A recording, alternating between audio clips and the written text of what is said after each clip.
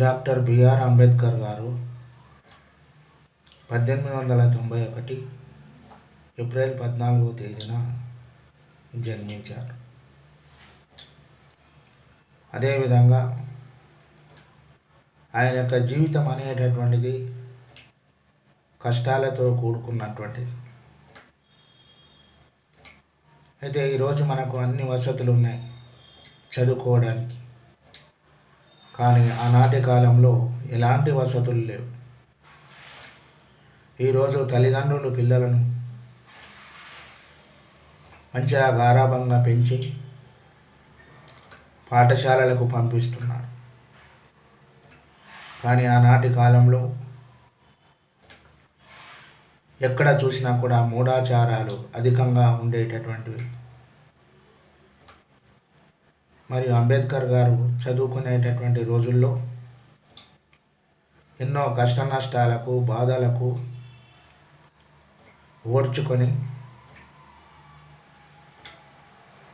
నమ్మకంతో చదువుకున్నటువంటి వ్యక్తి డాక్టర్ బిఆర్ అంబేద్కర్. అంటే మరియు చదువు అంటే ఊరికే రాదు. చదువును కృషితో సాధించాలి, పట్టుదలతో సాధించాలి. కానీ ఆనాటి మూఢనమ్మకాలు ఉండబట్టి, అదేవిధంగా ఎక్కువ తక్కువ అనేటటువంటి భేదాలు ఉండేటటువంటివి. మరియు చిన్న కులాల వాళ్ళు చదవద్దు అనేటటువంటిది కూడా కొంత ఉండేది ఆ కాలంలో. ఆయన అతను వేటిని పట్టించుకోకుండా మంచి క్రమశిక్షణతో చదువుకున్నటువంటి గొప్ప మహానుభావుడు డాక్టర్ బిఆర్ అంబేద్కర్. అంటే ఆయనను చూసి మనం నేర్చుకోవాలి. ఏం నేర్చుకోవాలంటే కృషి, పట్టుదల, ఆత్మవిశ్వాసం అనేటటువంటివి చాలా ముఖ్యం.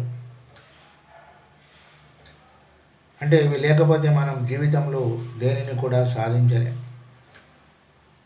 అతను చిన్న వయసు నుండి కూడా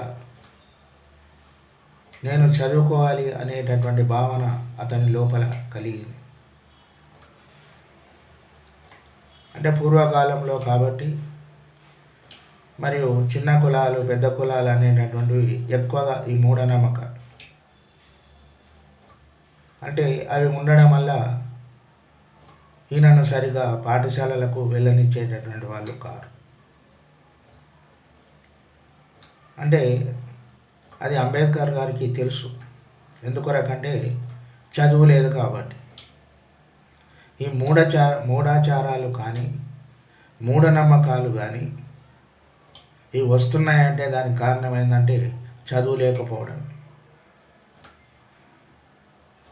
చదువు ఉంటే మరి మనం దేన్నైనా సాధిస్తాం.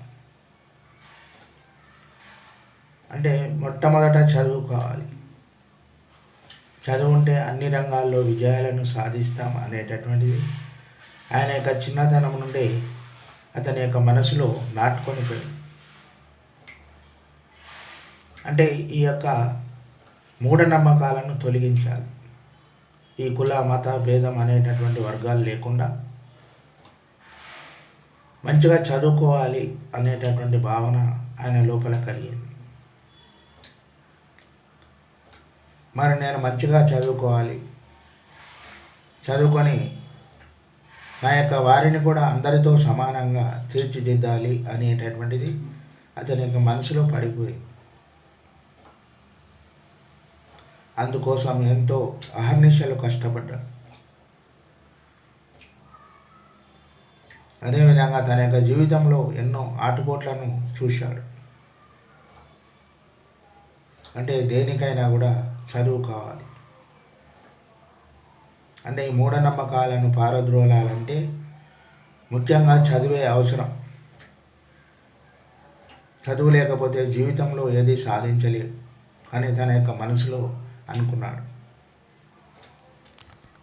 కానీ ఆయన ఎవరిని తిట్టలేదు. ఎందుకంటే ఈ సాంప్రదాయాలు ఇట్లా ఉన్నాయి కాబట్టి వాటిని తిట్టాల్సిన అవసరం లేదు. మన యొక్క పని మనం చేసుకుంటూ వెళ్ళాలి. అదేవిధంగా కష్టపడాలి, చదవాలి. చదివితే జీవితంలో ఏదైనా సాధిస్తాం,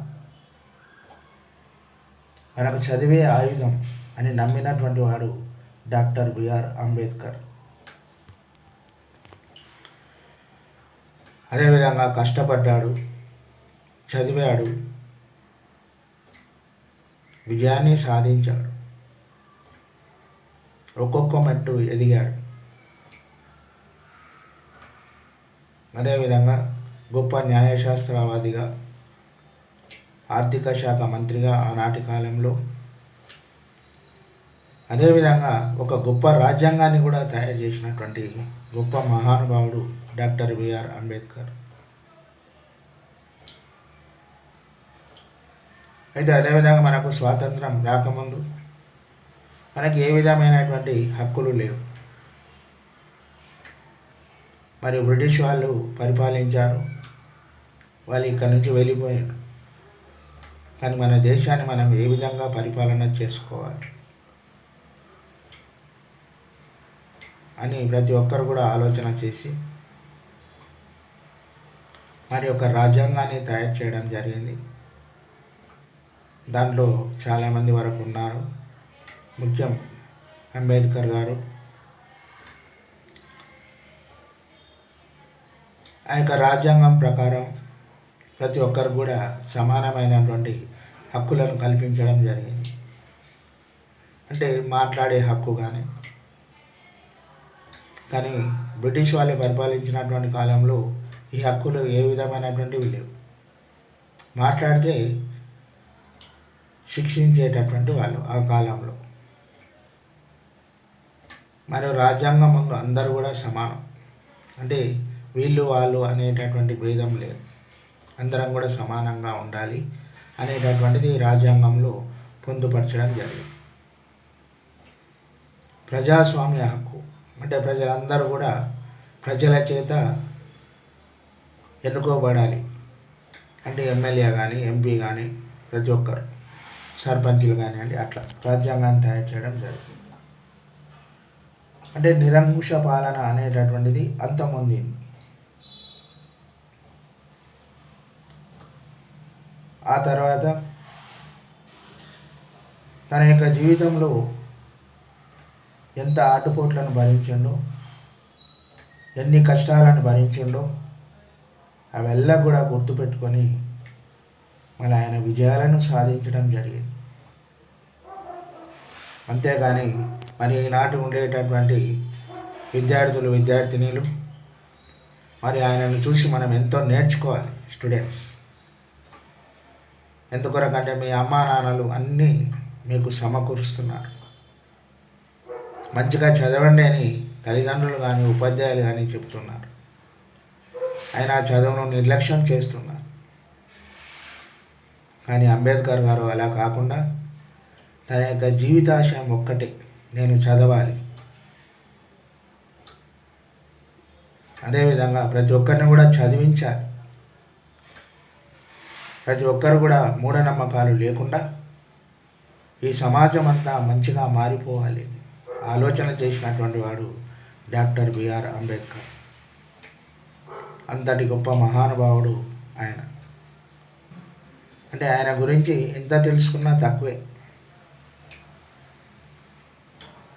ఇంకోటి విషయం ఏంటంటే ఆయన పుస్తకాల పురుగు. పుస్తకాల పురుగు అంటే ఏంటిది? ఎక్కడ పుస్తకం కనిపించినా ఆ పుస్తకాన్ని క్షుణ్ణంగా చదివేటటువంటి వాడు.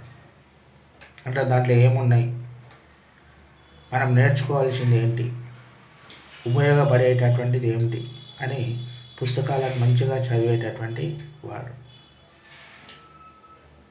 తన ఇంటిలో ఎక్కువగా పుస్తకాలు ఉండేటటువంటి ఒక గ్రంథాలయమే ఏర్పాటు చేసుకోవడం జరిగింది.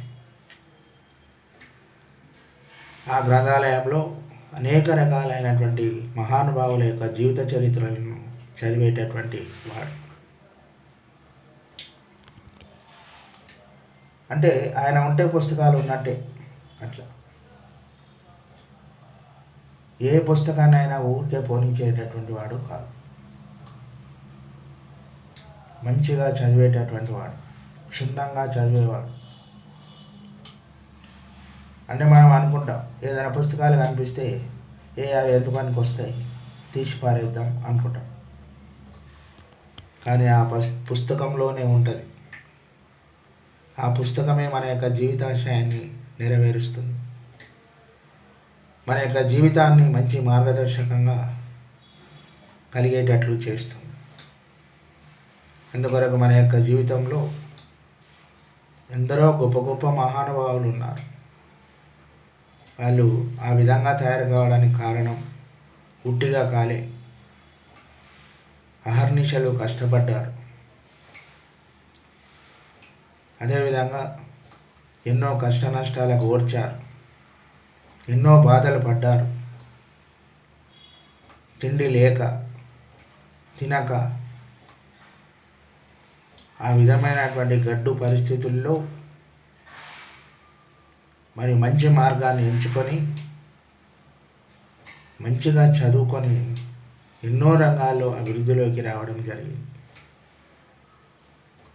అందుకోసం మనం ప్రతి ఒక్కరు కూడా విద్యార్థినులు అంబేద్కర్ గారిని చూసి చాలా నేర్చుకోవాలి. ఆయన జీవితంలో ఏ విధమైనటువంటి కష్టాలు పడ్డాడు, ఏ విధమైనటువంటి బాధలు పడ్డాడు, మరి ఆ బాధల నుంచి ఎలా విముక్తుడయ్యాడు అనేటటువంటిది. అంటే మనం అనుకుంటాం ప్రతి మనిషికి కష్టం ఉంటుంది, కష్టం లేనిది ఏది లేదు. కానీ 10 మందికి ఆదర్శంగా నిలవాలి.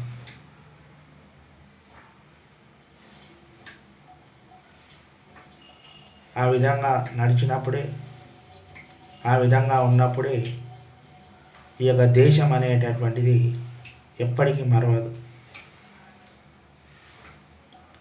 అలాంటి దేశ ప్రపంచాల్లో పేరెన్నిక కలిగినటువంటి వాడి డాక్టర్ బిఆర్ అంబేద్కర్. అందుకోసం ఆయన గురించి ఎంత చెప్పుకున్నా తక్కువే.